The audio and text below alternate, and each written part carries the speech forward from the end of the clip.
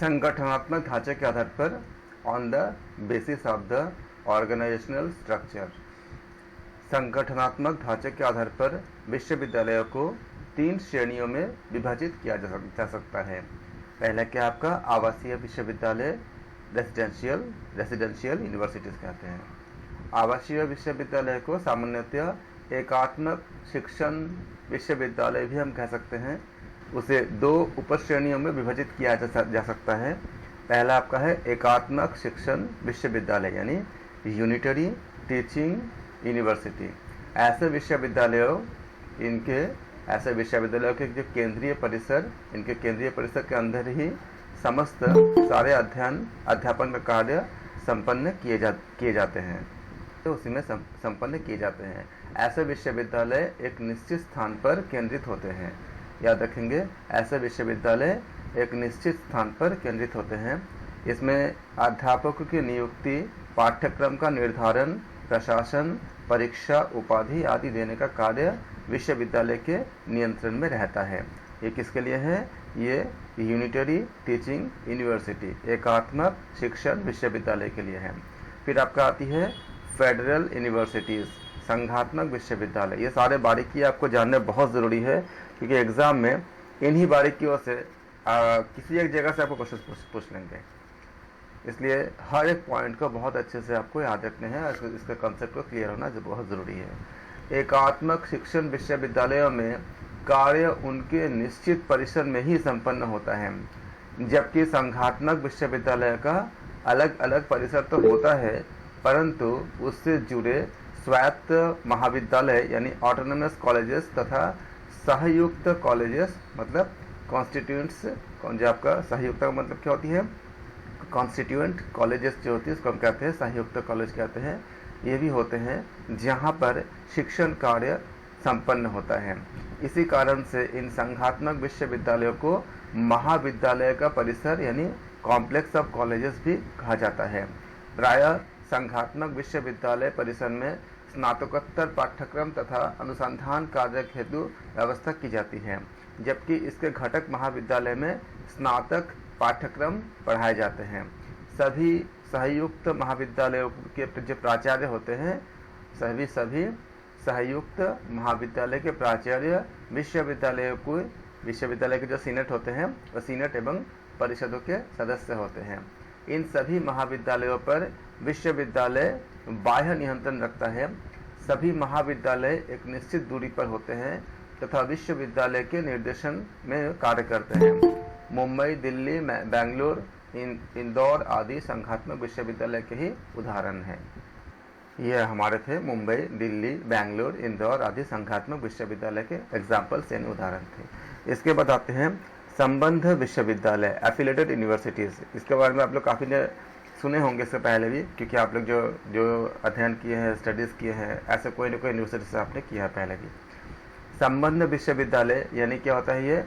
ये आपका affiliating universities, ऐसे विश्वविद्यालय जिनके केंद्रीय परिसर में शिक्षण कार्य नहीं होता और उनके यहाँ पे क्या होती है कि केंद्रीय परिसर में उनका कोई शिक्षण कार्य नहीं होता।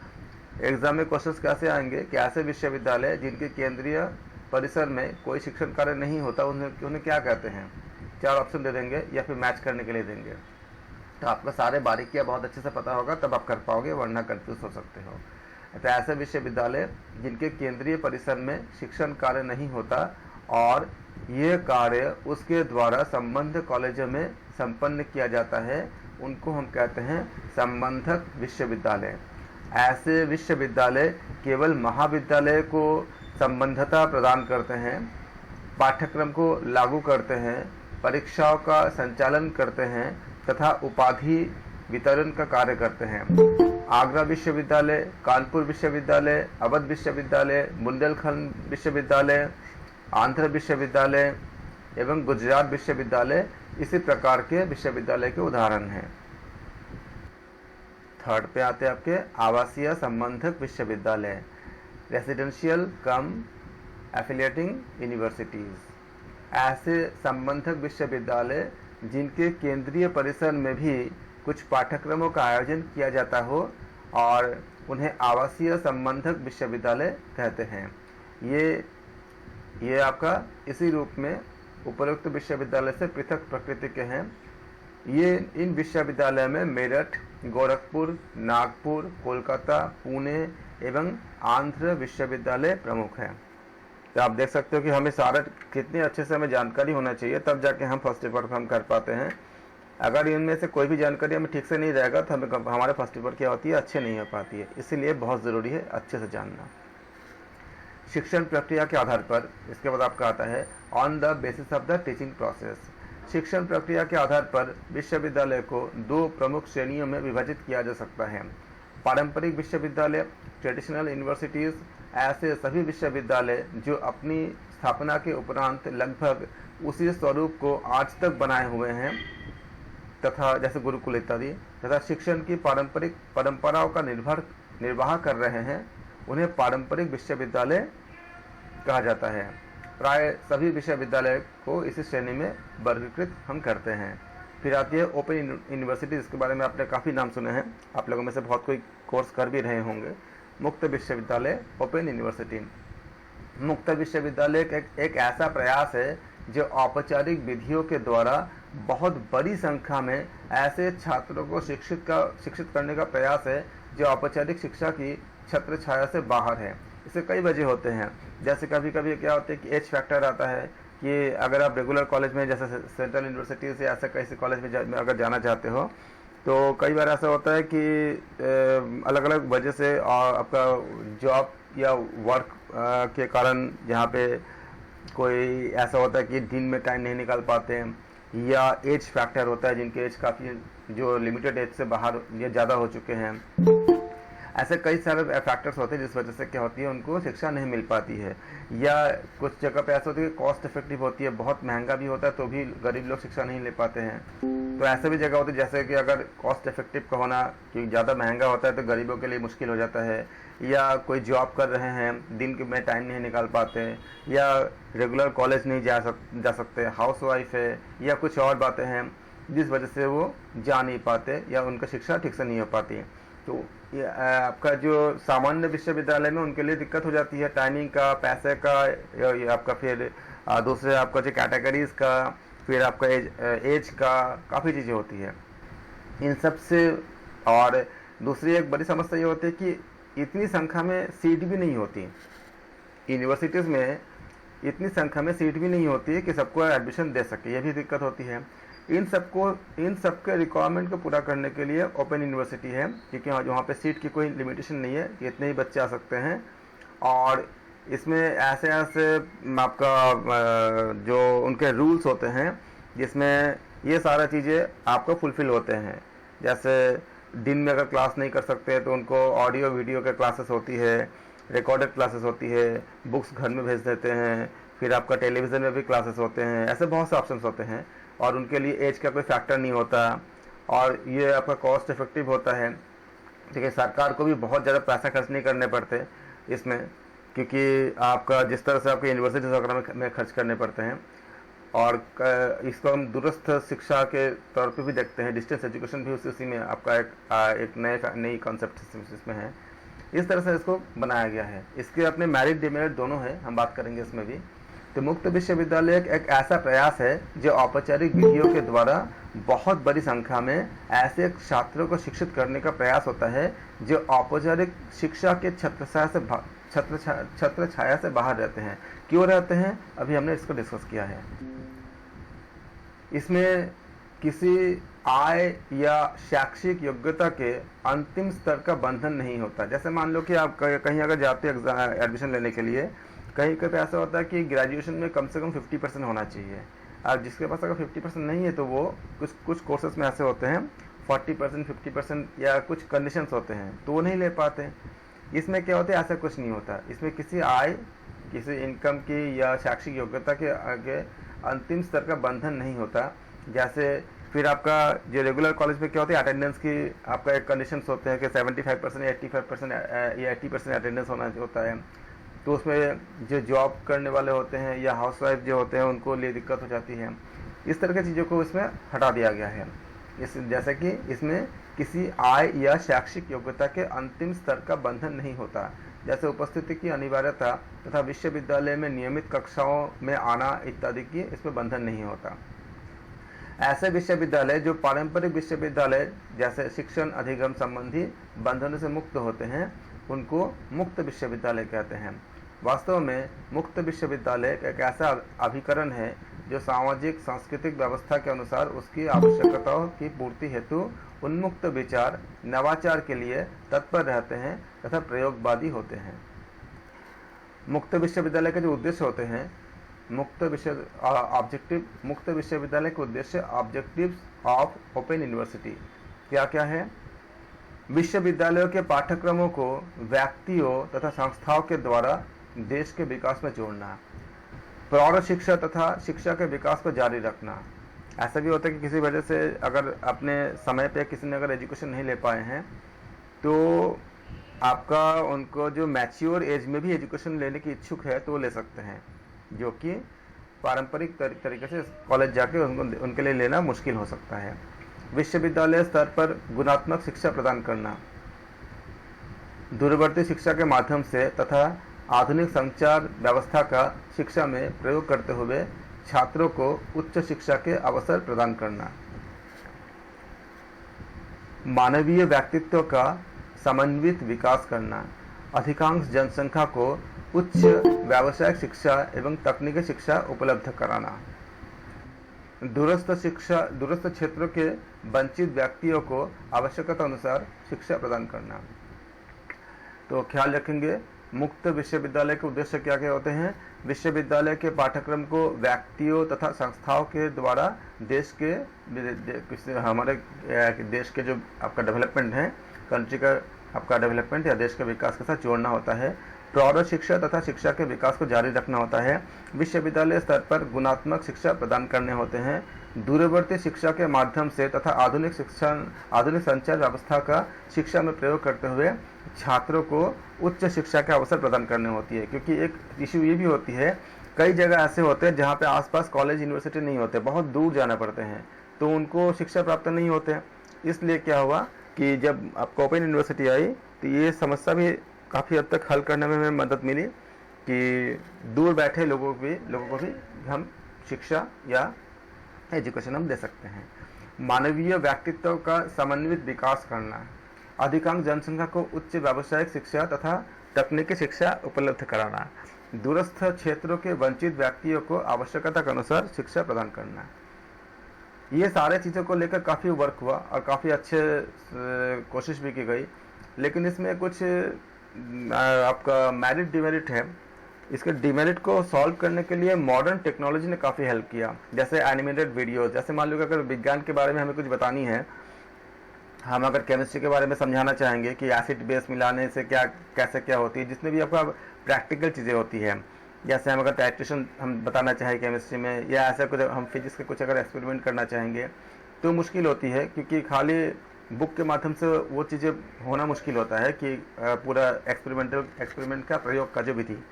अब क्या हुआ कि अब जो एनिमेटेड आपका वीडियोस आ गए हैं वो 3 डायमेंशन में इस तरह से आपका बने हैं जो काफ़ी हद तक आपका ये क्लियर कर देता है। अगर आप बायोलॉजी पढ़ रहे हो या पढ़ा रहे हो तो बॉडी के अंदर कौन से पार्ट में क्या क्या कैसे फंक्शन हो रही है, या आपका एनिमेटेड आपका जो वीडियोस होते हैं उससे काफ़ी हद तक क्लियर हो जाती है। तो जैसे जैसे हमारी टेक्नोलॉजी आगे बढ़ती गई वैसे वैसे चीज़ों को हमारे और ज़्यादा अच्छी होती जा रही है। फिर आपका मुक्त विश्वविद्यालय की अनुदेशन विधियाँ, इसमें याद रखेंगे instructional methods of the open university. मुक्त विश्वविद्यालय की अनुदेशन विधियाँ विश्वविद्यालय से पूर्णतः अलग होती है। मुक्त विश्वविद्यालय के छात्रों के द्वारा निम्नलिखित अनुदेशन विधियों का प्रयोग किया जा रहा है। क्या क्या? मुद्रित पाठ्य सामग्री, ऑडियो वीडियो कैसेट्स, क्लासेस को रिकॉर्ड करके जैसे हम अभी कर रहे हैं, ये भी क्या है हमारा एक ऑडियो वीडियो प्रोसेस ही होती है। एक जिन टाइमिंग हमारा मैच नहीं करता या किसी और वजह से अगर जो लोग लाइव क्लास में ज्वाइन नहीं कर पाते, हम क्या करते हैं रिकॉर्ड करके दे रहे हैं अपने जो भी जैसा भी जिसका आपका अपना कंफर्ट के हिसाब से देखिए, उसको स्टडी करें। तो ये हमारा क्या है, ऑडियो वीडियो इसी चीज़ को पहले कैसेट के रूप में मिलते थे कि आपको इसमें नेट की ज़रूरत नहीं होती थी। अगर ऑडियो वीडियो कैसेट है आप इसको लगा सकते देख सकते हो। फिर आती है आपका टेली कॉन्फ्रेंसिंग, फिर आपका आती है प्रायोगिक सामग्री जो एक्सपेरिमेंटल के लिए। फिर रेडियो, पहले आपका ज्ञान वाणी इस तरह के अपना प्रोग्राम कई रेडियो में आते थे, अभी भी आते हैं। फिर दूरदर्शन, फिर आपका दृश्य श्रव्य सामग्री, फिर आपका स्वतः अनुदेशन सामग्री। इसके बाद आपका आता है सैटेलाइट शिक्षण और CD रोम, फिर आपका आता है कंप्यूटर। ये सारे आपका जो है इसके जो इन सब का हम प्रयोग करते हैं मुक्त विश्वविद्यालय में, आपका ओपन यूनिवर्सिटीज़ के कॉन्सेप्ट में, जो हम एजुकेशन या स्टडीज़ में। लेकिन एक बात तो अंतर आती है थोड़ा बहुत कि ये काफ़ी हद तक हम कोशिश करते हैं कि बच्चों या सरकार भी कोशिश करती है कि सबको बेहतर शिक्षा मिल सके। बस थोड़ी बहुत अंतर आती है, जैसे कि लाइव क्लास और रिकॉर्डिंग क्लास में अंतर आप भी समझ सकते हो कि लाइव क्लास का और रिकॉर्डिंग क्लास का जो डिफरेंस बनी रहती है, वो एक गैप रहती है। उसको सही करने के लिए जगह जगह सेंटर भी खोले गए हैं सरकार के द्वारा। जैसे इग्नू का काफ़ी ऐसा सेंटर्स है कि वहाँ जाके आप, वहाँ टीचर भी आएंगे और जो स्टूडेंट्स आना चाहते हैं वो एक सेंटर, इसके लिए क्या करते हैं कि गवर्नमेंट का पूरा एक मतलब पूरा कॉलेज बनाने नहीं पड़ते हैं। गवर्नमेंट किसी एक जगह में आपका रेंट पे या ऐसी स्तर से किसी जगह को लेते हैं, ये जो आपका इसमें क्लासेस चलाने के लिए, तो उनको पूरा बनाने नहीं पड़ते, इंफ्रास्ट्रक्चर पूरा बनाने नहीं पड़ते, रेंट पे ले लिए और वहाँ पे आपका सारे चेयर टेबल सब कुछ लगे रहते हैं और उसके अकॉर्डिंग बच्चे आते हैं, वहाँ पे आपका स्टडी करते हैं। तो क्या हुआ, स्टडी सेंटर के रूप में उसने उस जगह पे डेवलप किया गया। क्योंकि आप जानते हो कि लाइव क्लास का एक बहुत अलग वैल्यू होती है और जब लाइव क्लास नहीं हो पाते तब रिकॉर्डेड क्लास करते हैं। उसी तरह से जब कोई अगर वहाँ पे नहीं आ पाता, उसमें कंपलसरी नहीं होता कि आना ही होगा, जो लोग आ सकते हैं वो आके करेंगे। जैसे हम दिल्ली में ऐसे बहुत से इग्नू के सेंटर्स है और भी अलग अलग शहरों पे हैं, उसमें कंपलसरी नहीं कि आना ही होगा। आप अगर बुक देख के कर सकते हो तो आप बुक देख के कर लो, बुक से कर लो या ऑडियो वीडियो से कर लो, जो लोग आना चाहते हैं वो आ सकते हैं। इस तरह के कॉन्सेप्ट होता है। इंदिरा गांधी राष्ट्रीय मुक्त विश्वविद्यालय इग्नू बहुत इम्पोर्टेंट है और बहुत सफल भी रहे हैं। इसमें ऊपर क्वेश्चन आपको पूछे ही जाएंगे अलग अलग तरीके से। इंदिरा गांधी राष्ट्रीय मुक्त विश्वविद्यालय इग्नू की स्थापना सितंबर 1985 में की गई। ये डेटा आपके लिए इम्पोर्टेंट है एग्जाम्स के लिए।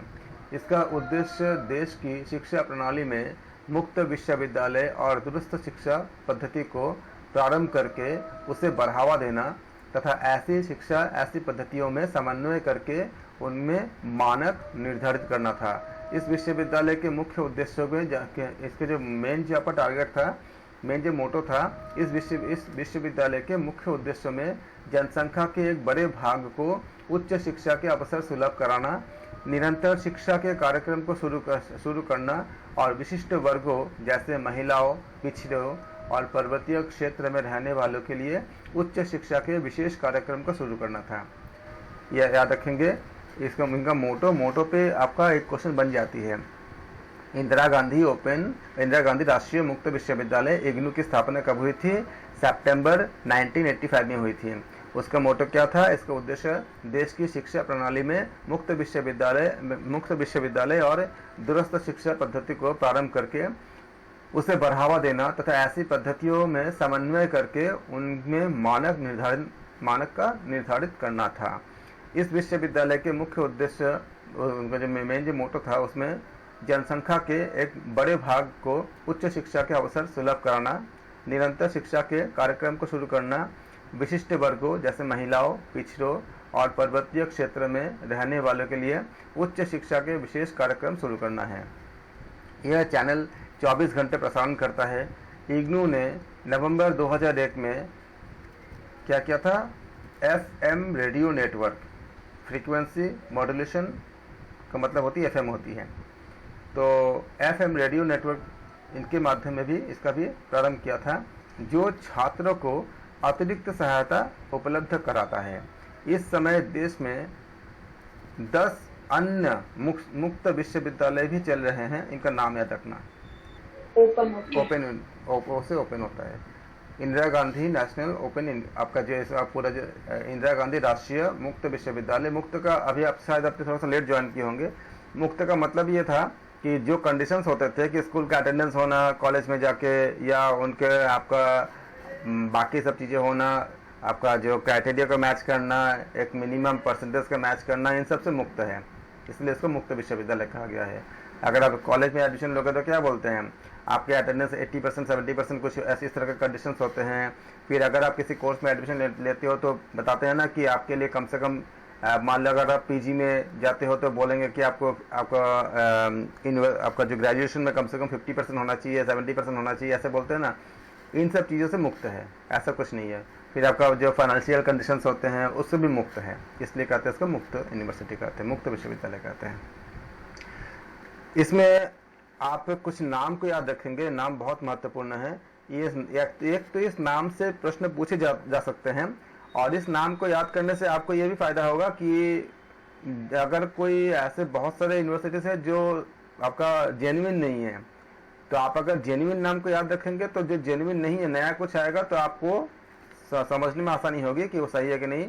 फिर अगर नया कुछ आपको इसके हट के कुछ मिलता है तब उसको आप अच्छे से कंफर्म कर सकते हो उनके संबंधित विभाग से कि ये सही है कि नहीं है।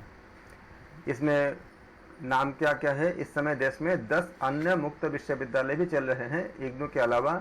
BR अम्बेडकर मुक्त विश्वविद्यालय कहाँ पर है, हैदराबाद आंध्र प्रदेश में। नालंदा मुक्त विश्वविद्यालय नालंदा बिहार में है। कोटा मुक्त विश्वविद्यालय कोटा राजस्थान में है। यशवंतराव चौहान महाराष्ट्र मुक्त विश्वविद्यालय नासिक महाराष्ट्र में है। मध्य प्रदेश भोज मुक्त विश्वविद्यालय भोपाल यानी मध्य प्रदेश में है। अंबेडकर मुक्त विश्वविद्यालय अहमदाबाद गुजरात में है। कर्नाटक राज्य मुक्त विश्वविद्यालय मैसूर कर्नाटक में है। नेताजी सुभाष मुक्त विश्वविद्यालय कोलकाता पश्चिम बंगाल में है। राजर्षि टंडन मुक्त विश्वविद्यालय इलाहाबाद कहाँ पर है, उत्तर प्रदेश में है। याद रखिएगा इन नामों को, ये नाम आपको बहुत हेल्प करेंगे जब आपके क्वेश्चंस आएंगे मैच करने के लिए, कॉलम मैच करने के लिए। इस तरह के जो क्वेश्चंस आते हैं बहुत हेल्प करते हैं।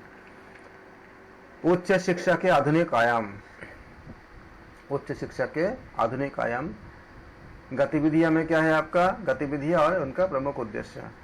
दूरस्थ मुक्त शिक्षा प्रणाली का प्रोत्साहन, मुख्य उद्देश्य क्या होती है, परंपरागत प्रकृति की औपचारिक संस्थाओं में अध्ययन कर सकने वाले निर्धन वर्गों, श्रमिकों, विकलांगों, गृहिणियों के अतिरिक्त दूर दराज क्षेत्र में रहने वाले व्यक्तियों हेतु इग्नू नई दिल्ली जैसे संस्थाओं के गठन के द्वारा उच्च शिक्षा की व्यवस्था कम खर्च और व्यापकता के साथ सुनिश्चित करना होता है।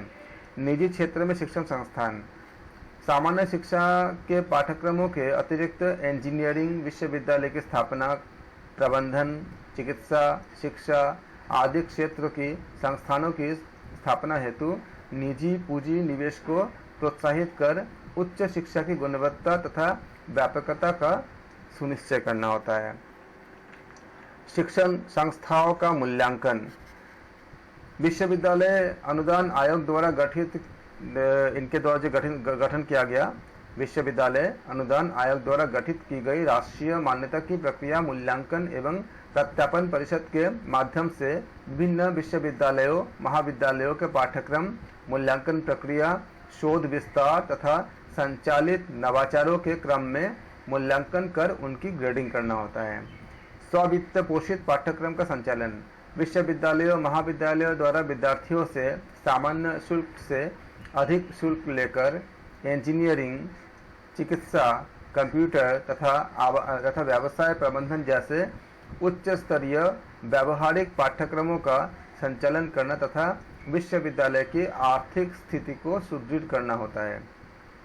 उच्च शिक्षा के शिक्षक हेतु अभिनव मतलब रिफ्रेशर पाठ्यक्रम, विभिन्न विश्वविद्यालयों महाविद्यालयों के शिक्षकों के संबंधित क्षेत्र में ज्ञान व कौशल, इनका ज्ञान और कौशल विषय गुणवत्ता, क्योंकि क्वालिटी बहुत महत्वपूर्ण होती है, बहुत अहम होती है, विषय गुणवत्ता का सुनिश्चय करने हेतु उच्च स्तरीय अभिनव पाठ्यक्रम कार्यगोष्ठियों आदि का नियमित रूप से आयोजन करना होता है। डिजिटल लाइब्रेरी की स्थापना पर बल, विश्वविद्यालय पुस्तकालयों को डिजिटल लाइब्रेरी के रूप में परिवर्तित कर ई बुक की ई बुक की सहायता से मनचाही पुस्तकों को और उनको पत्र पत्रिकाओं को इंटरनेट पर घर बैठे उपलब्ध कराना। आज जानते हो कि आज अपना डिजिटल लाइब्रेरी के के क्षेत्र में हमारे देश ने काफ़ी ज़्यादा प्रगति की है। हज़ारों बुक इस समय आप अलग अलग यूनिवर्सिटीज़ के आप डिजिटल लाइब्रेरी से आप पढ़ सकते हो और सारा ऑनलाइन है। और इसके लिए सरकार ने काफ़ी कुछ किए हैं जो आप यूनिट 8 ICT में अच्छे से अध्ययन करोगे। बहुत विस्तार से क्या क्या फैसिलिटी दी गई है और क्या क्या आप कर सकते हो। आप बहुत कुछ कर सकते हो, काफ़ी नॉलेज आप ले सकते हो। खाली आपका भी नॉलेज नहीं है कि पता नहीं है कि वो क्या क्या सरकार ने किया है। हज़ारों बुक आप पढ़ सकते हो, सरकार ने ऐसे बनाए हैं। इस समय हमारे इतनी ज़्यादा ग्रोथ हो चुकी है ICT में। हम ICT के सेक्शन जब पढ़ेंगे, चैप्टर यूनिट 8 पढ़ेंगे फर्स्ट पेपर में, उसमें हम सब जानेंगे। ऑनलाइन शिक्षा का प्रोत्साहन। विश्वविद्यालयों के शिक्षण संस्थान द्वारा पाठ्य सामग्री इलेक्ट्रॉनिक तरीके इंटरनेट के माध्यम से विद्यार्थियों को उपलब्ध कराते हुए उनकी शंकाओं का निवारण, आंतरिक मूल्यांकन आदि की ऑनलाइन सुविधा प्रदान करना होता है। विदेशी पूंजी और विदेशी विश्वविद्यालयों को अनुमति देना। WTO के गेट समझौते के अंतर्गत शिक्षा के क्षेत्र में विदेशी निवेश तथा एक देश से दूसरे देश में अपने विश्वविद्यालय कैंपस, अध्ययन केंद्र आदि खोलने की अनुमति देकर उच्च तकनीकी शिक्षा, टेक्निकल एजुकेशन जिसे कहते हैं हम लोग, तकनीकी शिक्षा की व्यापक व्यवस्था का सुनिश्चय करना होता है। फिर आप कहते हैं नियामक यानी रेगुलेटरी संस्थाओं का गठन। राष्ट्रीय शिक्षक शिक्षा परिषद, भारतीय तकनीक शिक्षा परिषद जैसे नियामक संस्थाओं के गठन के माध्यम से विभिन्न विश्वविद्यालयों, महाविद्यालयों द्वारा संचालित उच्च तकनीकी तथा व्यावसायिक शिक्षा के पाठ्यक्रमों, फीस, गुणवत्ता आदि पर निगरानी को रखते हुए उनको नियंत्रित करना होता है। इसके बाद आती है सैटेलाइट संप्रेषण यानी सैटेलाइट कम्युनिकेशन। सैटेलाइट कम्युनिकेशन हम बहुत महत्वपूर्ण है। आज हम एजुकेशन में जो भी हम काम कर रहे हैं उसमें आपका बहुत ज़्यादा रोल सैटेलाइट का है।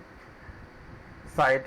भारत सरकार ने शिक्षा की सार्वभौमिक दृष्टि से प्रचार एवं प्रसार के लिए कृत्रिम उपग्रहों का सहारा लिया है।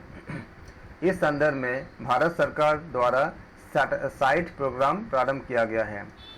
साइट से तात्पर्य क्या होती है? The satellite instructional television experiment. इस प्रोग्राम को इसरो ने इंडियन टेलीविज़न अथॉरिटी यानी ITA के साथ मिलकर तैयार किया है। साइट वास्तविक रूप से एक अंतर संकायी परियोजना, ये साइट होते हैं, इंटर डिसिप्लिनरी सिस्टम कहते हैं इसको, इसके रूप में लागू की गई थी, जिसका उद्देश्य था शिक्षा प्रचार प्रसार के द्वारा राष्ट्रीय विकास, जिसमें दूरदर्शन की प्रभावी भूमिका का भरपूर उपयोग किया जाना सुनिश्चित हुआ था। साइट परियोजना के प्रमुख लक्ष्य निम्नलिखित होते हैं। उपग्रह के माध्यम से ग्रामीण विकास के लिए शिक्षण हेतु दूरदर्शन के प्रोग्राम में अनुभव प्राप्त करना। विकासशील देशों में उपग्रह दूरदर्शन प्रसारण की क्षमता का अध्ययन करना। ग्रामीण विकास में उपग्रह दूरदर्शन प्रसारण की क्षमता का प्रदर्शन करना। साइट के अंतर्गत प्रसारित शैक्षिक कार्यक्रम, educational programmes telecasted under the site. Site के अंतर्गत क्या क्या आते हैं? निम्नलिखित प्रकार के कार्यक्रम प्रसारित किए जाते हैं।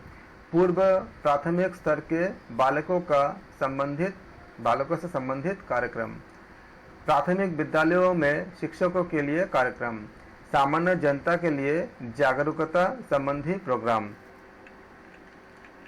एजुसेट महत्वपूर्ण है। सामाजिक परिवर्तन के यंत्र के रूप में शिक्षा की अहम भूमिका होती है।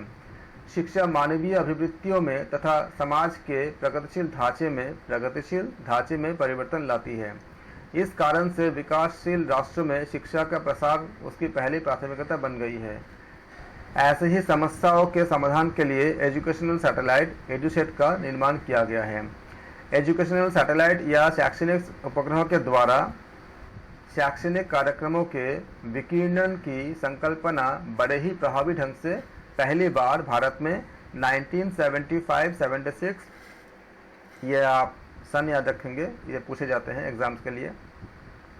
पहली बार कब आया था? 1975-76 में सैटेलाइट इंस्ट्रक्शन टेक्नोलॉजी एक्सपेरिमेंट के अंतर्गत, साइट के अंतर्गत अमेरिकन एप्लीकेशन टेक्नोलॉजी सैटेलाइट, इसको ATS-6 American technology satellite, American application technology satellite के द्वारा बड़े ही प्रभावी ढंग से प्रदर्शित हुई। इसे विश्व का सबसे बड़ा सामाजिक प्रयोग कहा जाता है, ये कहा गया है। तो अगर आपके एग्जाम में आते हैं कि विश्व का सबसे बड़ा सामाजिक प्रयोग के बारे में, इसके ऊपर तो आप याद रखना इसको। इस अनूठे प्रयोग से भारत के 6 राज्यों के 2400 गांवों में आरोग्य, स्वास्थ्य, परिवार कल्याण के कार्यक्रम सीधे प्रसारित किए गए। इसके पश्चात वर्ष 1983 में इनसेट के चालू होने पर कई किस्म के शैक्षणिक कार्यक्रम दिखाए जा रहे हैं। 90वें दशक में झाबुआ विकास संचार योजना JDCP और विकास संचार चैनल TDCC ने टेली शिक्षा की क्षमता और प्रदर्शित कर दी है। इनसेट आधारित सेवाओं की सफलता देख करके शैक्षणिक सेवा को समर्पित उपग्रह की आवश्यकता महसूस हुई। इसकी संकल्पना एजुसेट परियोजना, एजू मतलब एजुकेशन, सेट मतलब सैटेलाइट, तो एजुसेट के रूप में इसरो ने कब किए थे? अक्टूबर 2002 में किए थे। इनसेट श्रृंखला में अब तक छोड़े गए सभी उपग्रहों की तुलना में एजुसेट में अनेक नवीन तकनीकी कार्यरत, आपको जो टेक्निक्स होते हैं, तकनीकियाँ कार्यरत है। ये उपग्रह 1-2 के नामक स्तरीय उपग्रह बस पर बनाया गया है। इसका एंटीना मल्टीपल स्पीड बीम वाला है, जिसमें 1.2 मीटर की लंबाई का रिफ्लेक्टर लगा है, जिसके द्वारा इसे लक्षित क्षेत्र पर केंद्रित किया जा सकता है। इतने आपका इसमें आपका फैक्चुअल डेटा है इसमें, इसलिए और क्वेश्चन ज़्यादा आपका कहाँ से आती है? फैक्चुअल डेटा से ही पूछे जाते हैं। इसमें संचार प्रेषण के लिए डायलेक्ट्रिकली C बैंड, फिर आपका डी मल्टीप्लेक्सर, इसका उपयोग किया गया है। एजुकेशनल सैटेलाइट यानी एजुसेट को 20 सितंबर 2004 में छोड़ा गया था। ये डेटा याद रखना, एजुसेट को कब छोड़ा गया था? 20 सितंबर 2004 को। एक पूरा आप अपने के डायरी में पूरा कॉलम बना लेना और उसमें इस तरह के डेटा को आप लिख लेना। लिखने पड़ेंगे, अगर आपको निकालने हैं तो आपको 4 से 6 घंटा रोज अपने आपको इसको देने पड़ेंगे। आपको अपने हमारे क्लास के अलावा अपने घर में देने पड़ेंगे, वरना आप कितना ही कुछ कर लो, 20-25 हज़ार भी PDF इकट्ठा कर लो, कुछ भी कर लो, निकलना उन्हीं का है जो इस तरह के हार्ड वर्क करेंगे। यहाँ कोई शॉर्टकट नहीं है, कोई मैनिपुलेशन नहीं है। फिर वही कुछ बातें बोलोगे, ये सब ऐसा था, ऐसा था, ये था, 1 नंबर से रह गया, 1 क्वेश्चन से रह गया, 2 क्वेश्चन से रह गया, ये सब चलती रहती है। अगर जिसको निकालना होंगे, अपने आप के साथ आपको हार्ड वर्क करने होंगे और 4 से 6 घंटे आपको देने ही देने हैं। जितने दिन कम होंगे ये घंटा उतनी बढ़ती जाएगी। अगर आपको सच में निकालनी है तो आप अपने समय के हिसाब से हार्ड वर्क करने होंगे और आपको अपना रिटर्न काम करने ही होंगे। बुक्स होना, किताबें होना, PDF होना, क्लासेस होना, ये सब आपका सपोर्टिव है। निकलेगा उन्हीं का जो अपने हाथ से लिखेंगे, अपने हाथ में मेहनत करेंगे। शॉर्टकट करना चाहोगे, कुछ नहीं होता, करके देख लो। लोग ऐसे लोग हैं जो 10 बार भी अटेम्प्ट करके नहीं निकाल पाए हैं। ऐसे बहुत से लोग हैं कि क्यों शॉर्टकट करना चाहते हैं। ऐसा नहीं होता, कुछ भी नहीं होता। आपको खुद अपने कॉपी में नोट्स बनाने होंगे, लिखने होंगे, सारा चीज़ें आपको सामने है। आपको खुद एक बार रीडिंग करने होंगे अपने बुक के, जो भी बुक आपने खरीदे हैं उसमें से डेटा को आप जब रीडिंग करोगे तो आपकी इतना मैच्योरिटी है कि आप खुद ही बहुत सी चीज़ों को निकाल लोगे। और बुक में बहुत अच्छे से टेबुलर फॉर्म में भी दिए होते हैं, उससे भी आप निकाल सकते हो। लेकिन तभी काम आएगा जब आप उसको अपने हाथ से लिख के याद करोगे, और ये करने पड़ेंगे। उसके बाद हम जो टेस्ट सीरीज करेंगे, एमसीक्यूज करेंगे, उससे आपको काफ़ी हेल्प हो जाएगा। लेकिन वो हेल्प तभी काम करेगा जब आप खुद 4 से 6 घंटा रोज करोगे, वरना नहीं हो सकता। आपको करने पड़ेंगे, हर हाल में करने पड़ेंगे अगर निकालना हो तो। यह शिक्षा क्षेत्र की सेवा करने वाला प्रथम उपग्रह होता है, प्रथम उपग्रह है। ये शिक्षा क्षेत्र की सेवा करने वाला आपका जो फर्स्ट आपका सैटेलाइट, जो हमने ये सैटेलाइट है, ये श्रव्य दृश्य माध्यम के लिए विशेष रूप से तैयार किया गया है। इसमें डिजिटल परस्पर प्रभावी कक्षाओं और बहुमाध्यमीय और बहुकेंद्रीय प्रणाली का उपयोग किया जाता है। उपग्रह के कई क्षेत्रीय बीम हैं जो भारत के विभिन्न भागों में सेवारत है। इसमें 5 KU ट्रांसपोंडर अगर आप नहीं जानते तो आप सैटेलाइट के बारे में जब थोड़ा सा पढ़ाई करोगे आप जानोगे कि ट्रांसपोंडर क्या होता है। हम सैटेलाइट के क्लास टेक्निकल क्लास कर लेंगे जिसमें आपको ये सब चीज़ें एक्सप्लेन कर देंगे कि हालांकि इसको ज़रूरत नहीं है, क्योंकि आपको ट्रांसपोंडर क्या होता है यही नहीं पूछे जाएंगे। ये एक सैटेलाइट का एक आपका मान लो उसी का एक पार्ट है। इसके 5 KU ट्रांसपोंडर आपका उसके जो पार्ट होते हैं आपका सैटेलाइट के ट्रांसपोंडर ही बहुत आपका ट्रांसपोंडर को रेस्पॉन्सिबल होते हैं, जिसके ज़रिए आपका सिग्नल जो हमें रिसीव होती है या हम जो सिग्नल भेजते हैं इन सब के ऊपर मैकेनिज्म है। तो इसके 5 KU ट्रांसपोंडर अपने स्पॉट बीम के द्वारा उत्तर पूर्व, पूर्वी, दक्षिणी और देश के पश्चिमी क्षेत्र में कार्यक्रम भेजने, जो हम बोल रहे थे कि जो आपका सिग्नल को रिसीव करने या ट्रांसमिट करने में सब इसमें इन्वॉल्व होते हैं इसका ट्रांसपोंडर। जबकि एक KU बैंड ट्रांसपोंडर अपने पद चिन्हों से संपूर्ण देश में पहुंचेगा। एजुकेशनल सैटेलाइट यानी एजुसेट प्राथमिक रूप से स्कूल, कॉलेजों और शिक्षा के उच्च स्तर के लिए है। इसके अलावा यह गैर औपचारिक शिक्षा और विकासशील संचार के क्षेत्र में भी कार्य कर रहा है। फिर आपका होती है मूल्य शिक्षा यानी वैल्यू एजुकेशन। वैल्यू एजुकेशन बहुत ज़्यादा महत्वपूर्ण उनके लिए हो जाते हैं जो योग के छात्र होते हैं, क्योंकि यम नियम में हम क्या करते हैं, हम वैल्यू को ही देखते हैं, वैल्यू एजुकेशन हम प्राप्त करते हैं। और मोरल वैल्यूज़ हमारे जितने कम होते जा रहे हैं, समस्याएं उतनी ही विकराल होती जा रही है। जितने भी हम जीवन के जो चुनौतियां हम देखते हैं या पाते हैं, उनके अगर मूल कारण में जाओगे कि इसको हम कैसे सॉल्व कर सकते हैं या ऐसा हो क्यों रहा है, तो आप ये पाओगे कि हम जितने ज़्यादा हम यम नियम का जीवन में वायलेशन करते हैं या उसको हम पालन नहीं कर पाते, वो पालन न कर पाने का जो परिणाम है वो थोड़े समय बाद हमें ही मिलती है। बस एक साइकिल घूम के आती है। जैसे मान लो अगर माता पिता ने अगर बच्चे के सामने एक अच्छा मोरल वैल्यूज़ को आपका स्टैब्लिश नहीं किए, तो जब बच्चा बड़ा होगा तो वो भी माता पिता के साथ शायद वो चीज़ें ना कर पाए जिसके माता पिता आशा करते हैं। तो क्या एक साइकिल घुमा, थोड़ा समय लगा, बच्चे बड़े हुए, वापस मिले। उसी तरह से हम हर जगह पर जो पहले ये सब चीज़ें बहुत कम होते थे समस्याएं, क्योंकि मोरल वैल्यू बहुत स्ट्रांग थे। अगर आप क्यों हमारे जीवन में रामायण इत्यादि के इतनी महत्व है, क्यों इतने महत्व है, इसको मैं तो बहुत अच्छे से महसूस करता हूँ। क्योंकि जिस तरह से राम जी का जो चरित्र है, राम जी का जो श्री राम का जो आपका जो त्याग है, जो मोरल वैल्यूज़ है, महाभारत में भी कई चीज़ें मिलती है। आप जाओ एक बार अच्छे से पढ़ के देखो, बहुत आपका बारीकी से।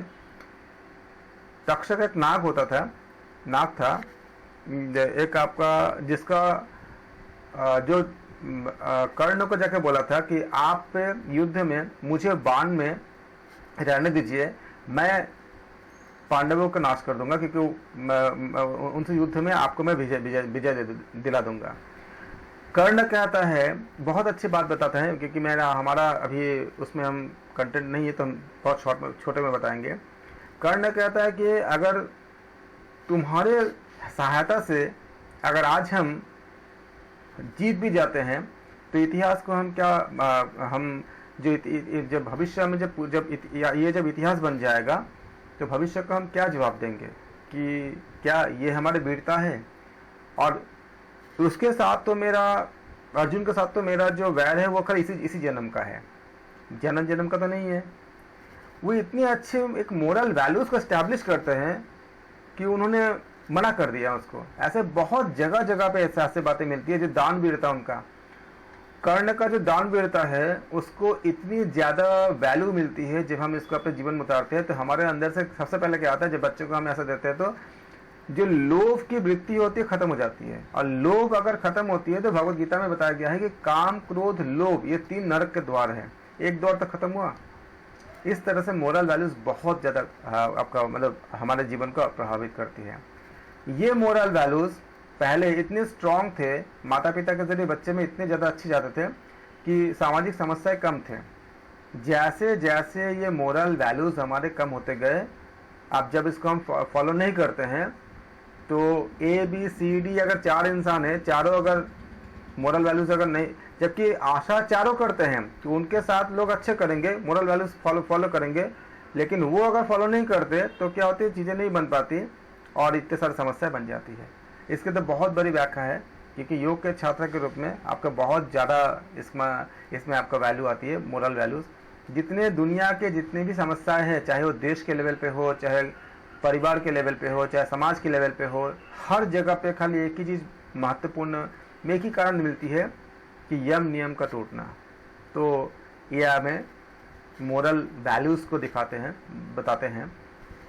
और मूल इसलिए हमारे जो उपनिषद की जो कहानियाँ हैं या बातें हैं या हमारे जो रामायण के जो इतने, आप सोचो कि भगवान राम का जो चरित्र अगर कभी व्याख्या करेंगे तो भगवान राम के चरित्र में किस लेवल पे हाई एजुकेशन है, किस लेवल पे माता के प्रति, पिता के प्रति, अपने पत्नी के प्रति इतनी ज़्यादा वैल्यूज़ उसमें हैं।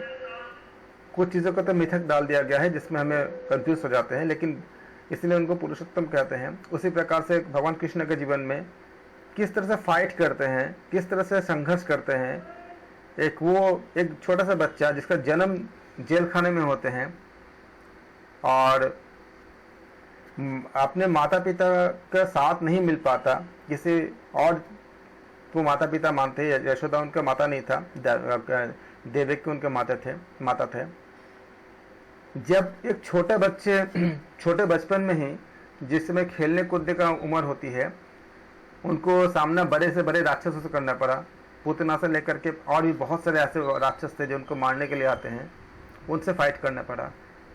सोचो अपने आप को रख के, वो कृष्ण है, कितनी ताकत मिलती है।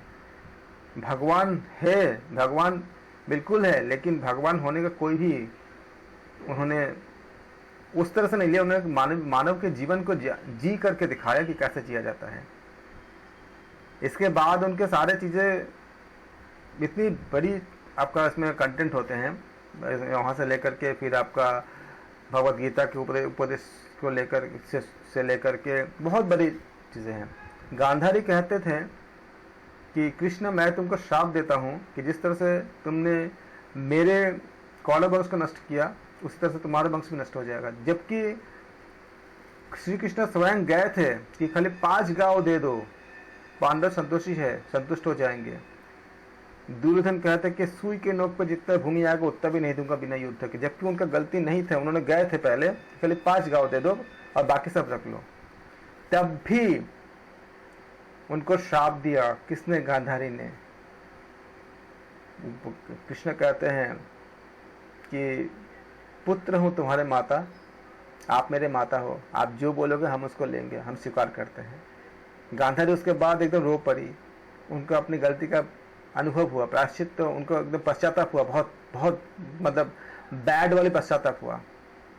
तो गांधारी कहते हैं कि हे कृष्ण, तुम चाहते थे तो मेरे इस श्राप को अस्वीकार कर सकते थे। तुम त्रिगुणातीत हो, तुम विष्णु हो, तुम पे कोई श्राप कभी किसी का श्राप कभी टच नहीं कर सकता। तुम इसको, मेरे से बहुत बड़ी गलती हो गई, तुम उसको अस्वीकार कर दो, मत लो मेरे श्राप को। कृष्ण कहते हैं कि हे माता, पुत्र हूं तुम्हारी। आप कहते हो कि मेरे वंश नष्ट हो जाएंगे। आप सोचो, इस कुरुक्षेत्र में जब कोई हाथी, घोड़ा, कुछ भी, किसी का भी जब मृत्यु हुई, वास्तव में तो मेरी ही मृत्यु हुई थी, मैं ही तो गिरा था। जितने भी सैनिकों की मृत्यु हुई, वास्तव में तो मैं ही तो हारा, मैं ही तो गिरा, कि उनके अंदर तो मैं ही हूं। ऐसा कोई प्राणी है, जितने भी प्राणियों का हमें मृत्यु हुई है, जितने भी शोक हुई है, जिसको भी तकलीफ हुई है, सबको मैं ही तो भोगा हूं। ये अश्वत्थामा को तो मैं पूरा युग तक जो उनको जो श्राप दिया गया था कि पूरा उनके शरीर से पूंछ के रूप में, घाव के रूप में जो बहता रहेगा, उसमें भी तो मैं ही तो भोगूंगा। पुत्र हो तुम्हारी, स्वीकार है। गांधा जी तो पूरा मतलब रोने से एकदम पूरा एकदम होगा, मतलब पूरी तरह से एकदम तटस्थ हो गए। ये वैल्यू था भगवान कृष्ण का। उन्होंने स्वीकार किया और उनका वंश का नाश भी हुआ, जबकि उनकी गलती नहीं थी। ये है वैल्यू एजुकेशन, जो हमारे शास्त्रों में इतनी बहुत हाई लेवल पे होती है, बहुत ही ज़्यादा हाई लेवल पे। कभी इनका व्याख्या आएगा ना तो बहुत समय लग जाती है, कई घंटे निकल जाएंगे, इतनी अच्छी अच्छी व्याख्या इनके। इसी को ध्यान में रखते हुए मूल्य शिक्षा यानी वैल्यू एजुकेशन को हमारे शिक्षा पद्धति में भी लाने की कोशिश किया गया है। वर्तमान में विद्यालय मूल्यों की शिक्षा के प्रति सचेष्ट नहीं है। विद्यालयीय पाठ्यक्रम में मूल्यों की शिक्षा के प्रति यथेष्ट सामग्री नहीं है। शिक्षक एवं अभिभावक बालकों के मूल्यों की शिक्षा के प्रति उदासीन है। शिक्षा के नीति निर्धारक एवं प्रशासक भी इस तरफ ज्यादा ध्यान नहीं देते। विद्यालयीय शिक्षा के लिए राष्ट्रीय पाठ्यचर्या की रूपरेखा मूल्य शिक्षा पर बल दिया गया, लेकिन राष्ट्रीय पाठ्यचर्या को सभी राज्य अनिवार्य रूप से लागू नहीं करते। इसका मुख्य कारण नीतिगत एवं प्रशासनीय खामी है। इस प्रकार विद्यालय एवं परिवार द्वारा मूल्य के शिक्षा के प्रति सचेष्ट न होने के कारण भी मूल्य का क्षरण हो रहा है। कुछ विद्वानों का मानना है कि मूल्यों का विकास हो रहा है, न कि क्षरण। यह सत्य है कि वर्तमान में मूल्यों का वैल्यूज में परिवर्तन हो रहा है, लेकिन यह आवश्यक नहीं है कि ये मूल्यों का परिवर्तन वांछित दिशा में ही हो। यह अवांछित दिशा में भी हो सकता है। बहुत से पश्चिमी संस्कृति के ऐसे तत्वों का अंधाधुनीकरण हो रहा है जो हमारे समाज, सभ्यता एवं संस्कृति का अनुरूप नहीं है। इसके साथ ही साथ हमने पश्चिम से बहुत सारे वांछित मूल्यों को भी प्राप्त किए हैं। इस तरह से मूल्यों के क्षरण को रोकने के लिए परिवर्तित होते हुए मूल्यों के साथ हमें यह देखना है कि जो हमारे शाश्वत मूल्य है वे बने रहे तथा वांछित सामाजिक मूल्यों का विकास हो सके।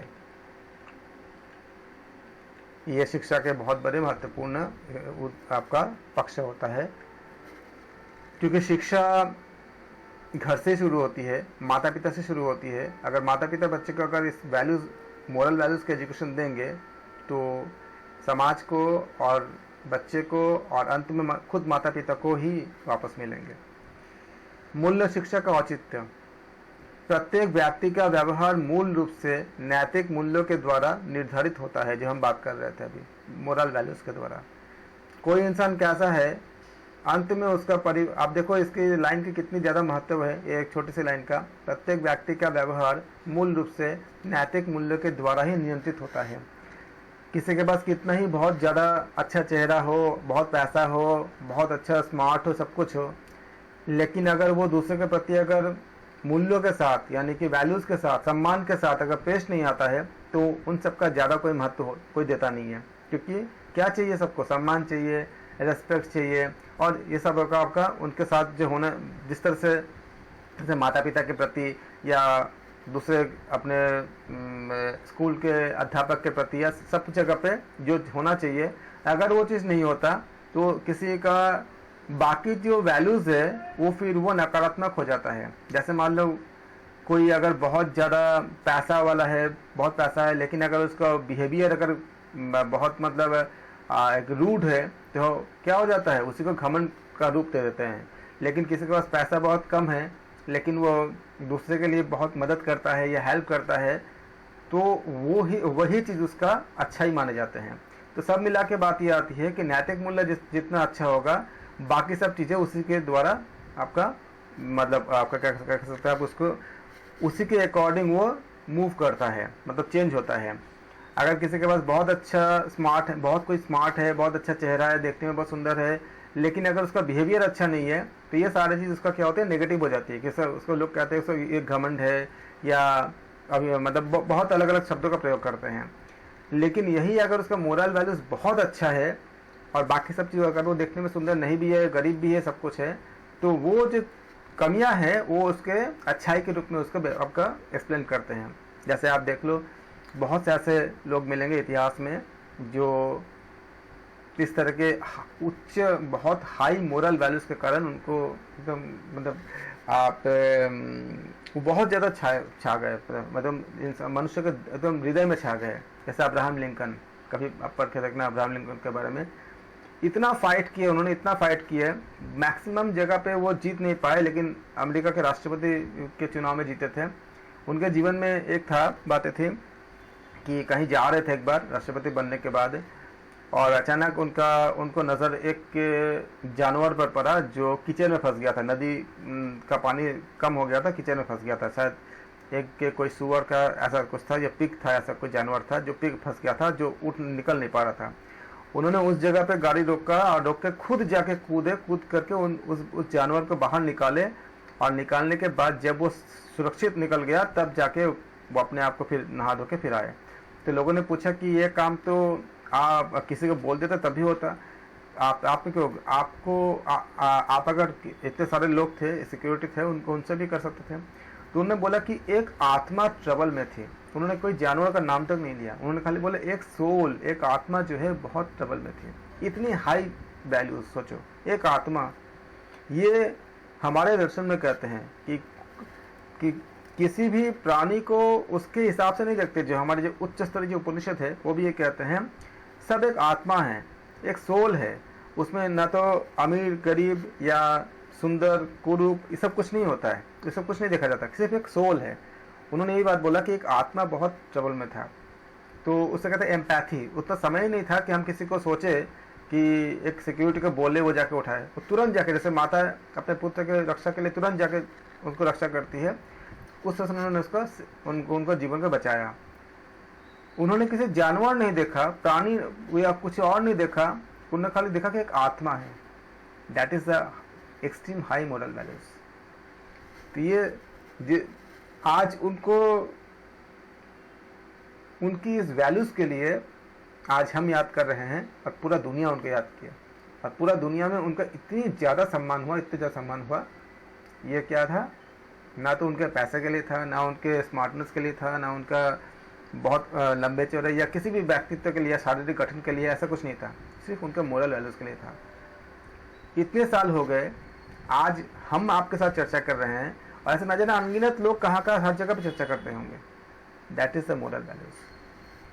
तो ये व्यक्ति के अंदर इसी का बताया गया कि प्रत्येक व्यक्ति का व्यवहार मूल रूप से नैतिक मूल्यों द्वारा नियंत्रित होती है।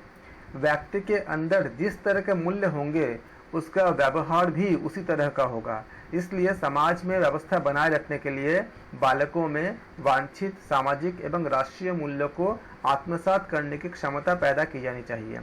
इसलिए व्यक्ति एवं समाज दोनों के लिए मूल्यों की शिक्षा आवश्यक होते हैं। एग्जाम में अगर आएगा तो आप इसको अच्छे से ऐसा लिख सकते हो, या तो आपको लिखना नहीं है कि किसी इंटरव्यू में आएंगे तो आप इसको आप कह सकते हो, बता सकते हो, और यहाँ जो MCQs आएंगे उसके हिसाब से आप इसका सही ऑप्शन को चुनाव कर सकते हो। मूल्यों की शिक्षा की आवश्यकता एवं महत्व को ध्यान में रखकर ही विभिन्न आयोगों ने इसकी शिक्षा पर बल दिया है। रविंद्र अग्निहोत्री के अनुसार माध्यमिक शिक्षा आयोग 1952-53 में यह कहा गया है कि चरित्र निर्माण की दृष्टि से अनुशासन, धर्म, शिक्षा एवं नैतिक शिक्षा आवश्यक है। नैतिक शिक्षा इसी को कहा गया है, नैतिक मतलब मोरल वैल्यूज, इसको हम हिंदी में कहते हैं नैतिक शिक्षा, अपने नीति क्या होना चाहिए। इसमें यह भी कहा गया है कि विद्यालयों में जहाँ भी संभव हो धार्मिक शिक्षा ऐच्छिक आधार पर दी जानी चाहिए। शिक्षा आयोग 1964-66 में भी ये कहा गया है कि महान धर्मों की नैतिक शिक्षाओं द्वारा सामाजिक, नैतिक, आध्यात्मिक मूल्यों की शिक्षा देने का संगठित प्रयास किया जाना चाहिए। आयोग ने इस मूल्य की औपचारिक शिक्षा की भी आवश्यकता अनुभव की है। इसमें आगे लिखते हैं कि स्कूल के समय प्रति सप्ताह 1 या 2 घंटे नैतिक एवं आध्यात्मिक मूल्यों की शिक्षा के लिए होने चाहिए। नई शिक्षा नीति 1986 में भी मूल्यों के शिक्षा के संबंध में कई बातें बताए गए हैं, इसमें भी चर्चा की गई है। इसमें यह बताया गया कि इस बात पर गहरी चिंता प्रकट की जा रही है कि जीवन के लिए आवश्यक मूल्यों का ह्रास हो रहा है तथा वैल्यूज पर से ही लोगों का विश्वास उठता जा रहा है। शिक्षा क्रम अथवा पाठ्यक्रम में ऐसे परिवर्तन की जरूरत या आवश्यकता है जिससे सामाजिक और नैतिक मूल्यों के विकास में शिक्षा एक साधन बन सके। हमारा समाज सांस्कृतिक रूप से मल्टी डायमेंशन यानी बहुआयामी है, इसलिए शिक्षा के द्वारा उन सार्वजनिक और शाश्वत मूल्यों का विकास होना चाहिए जो हमारे लोगों को एकता की ओर ले जा सके। इन मूल्यों से धार्मिक अंधविश्वास, कट्टरता, असहिष्णुता, हिंसा और भाग्यवाद का अंत करने में सहायता मिलनी चाहिए। इस संघर्षात्मक भूमिका के साथ साथ मूल्यों का एक गंभीर सकारात्मक पहलू भी है जिसका आधार हमारी सांस्कृतिक विरासत, राष्ट्रीय लक्ष्य के सार्वभौम दृष्टि है जिस पर मुख्य तौर से बल दिया जाना चाहिए। मूल्यों को शिक्षा के नीति निर्देशक तत्व माना गया है। मूल्य विहीन शिक्षा निर्जीव होते हैं, जो हम बात कर रहे थे कि मोरल वैल्यूज के बिना बाकी सब कोई वर्क नहीं करता, भले ही कितना कुछ हो। जब मोरल वैल्यूज साथ होते हैं, कोई रिश्ता भी तभी चलता है जब उनके साथ आपस में मोरल वैल्यूज यानी जो नैतिक शिक्षा साथ होते हैं। शिक्षा का कोई भी पक्ष ऐसा नहीं है जो मूल्यों के अभाव में क्रियाशील हो सके। शिक्षा का उद्देश्य पाठ्यक्रम, शिक्षण विधियाँ, अनुशासन आदि ये मूल्य युक्त क्रियाएं होते हैं। अगले क्लास में हम करेंगे शिक्षा के मूल्यों का वर्गीकरण, कल के क्लास में करेंगे। आप सबका धन्यवाद। Thank you so much.